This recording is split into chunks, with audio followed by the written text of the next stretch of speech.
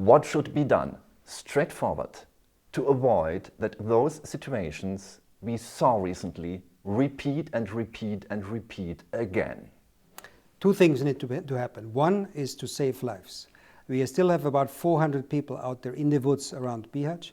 We need to save them and find a warm shelter for them. We managed to get 1,000 people over the last 2 weeks into these heated tents. Now we need to save the remainder, the 300-400 people which are still out there.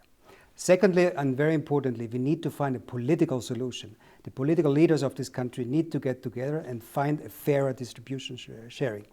At the moment, we have two places, Bihać and Sarajevo, bearing all the brunt of the migration in this country. It's not fair. We need to have a broader base, more centers. This would also allow us to have fewer people in the centers. We have now 3,000-4,000 people in some of the centers, and this obviously leads to security problems. So when it comes to migration, however, this is not rocket science. We speak about 8,000-9,000 people. And there must be a way to find a solution between the political leaders to distribute the migrants more evenly across the country. So to focus on this specific point, because it seems to be one of the most important points, to have it crystal clear in a nutshell, let's go away from the model big camps. Let's try to multiply the small local structures. But this cannot be done when local protesters in this or that canton, in this or that city, are blocking and saying, okay, sorry, no, no, no. And so decision from the federal level is not implemented.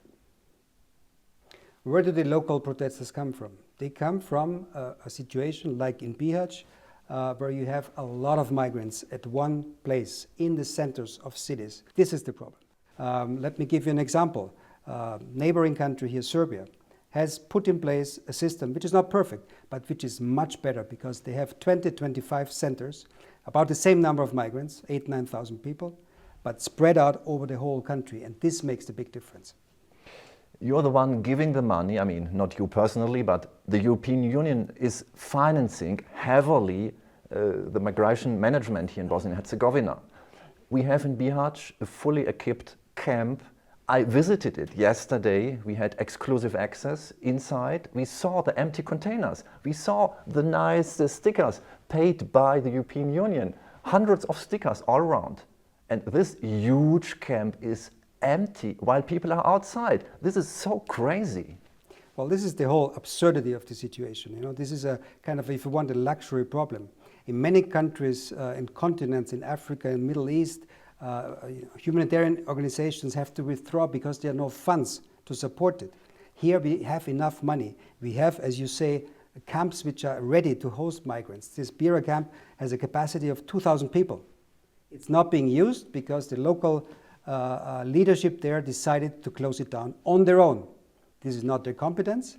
This is the competence of the state. Anyway, they did it. What should be done in the long term that this situation will not repeat in 2022, 2023, 2024? You're exactly right. This is now the second time we have this huge crisis. Last year it was Vučjak around the same time. Terrible situation. This year we have Lipa. What needs to happen?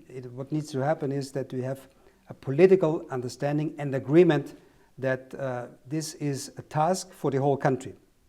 This is a task not only for two rather small cantons, this is a task for the whole country. It cannot be that one part, Republika Srpska for instance, 49% of the territory, is not chipping in, has not one migrant camp on its territory. So this needs to change. For this we need to have a political agreement. I told the leaders here, you don't want to have this repeated every year. Apart from the humanitarian aspect, there's also a reputational aspect for the country. You don't want to have that every year. So you need to work on finding a solution.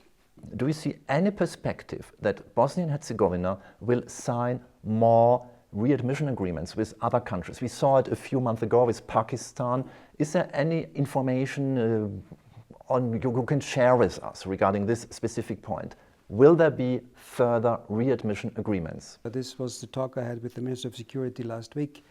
There are currently negotiations with one country in Northern Africa, also a country of origin. There are negotiations now with Afghanistan, also a major country of origin of migrants here in Bosnia and Herzegovina and on the Balkans route. So this is a very important avenue. We encourage the Bosnian leadership to pursue that. What has to be changed that the European Union is in control of the external border? Migration is a very complex topic. The European Commission last fall put forward the Migration Pact. This is a proposal which is now being discussed in the European Parliament, also in the Council.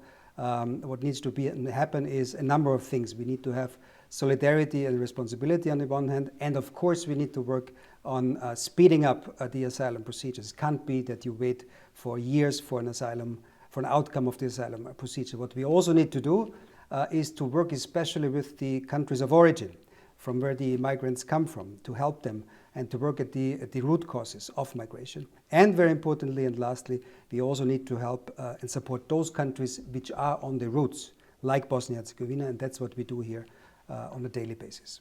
Okay, follow-up question on that. What are you doing to support neighboring countries, such as Bosnia and Herzegovina, to proceed in a way that can contribute to find a solution? There are two things we concentrate our help, and we spend around 20 million euros per year on migration in Bosnia and Herzegovina. The one component, we house and feed the migrants. So this is obviously a big part of our support.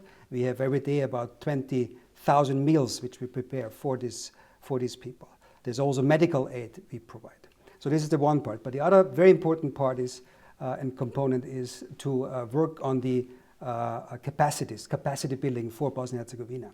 So we support, for instance, the Ministry of Security. We support the border police. This is a very important part of the equation because we want to be, BIH, Bosnia and Herzegovina, in a position to handle the problem itself. What we do now is we stepped in because there were no camps. 3 years ago, when this started, there was nothing. There were no capacities, there were no camps. Now we have 5-6 camps. Not enough because it needs to be spread further. We need to have smaller camps, but we came a few steps forward.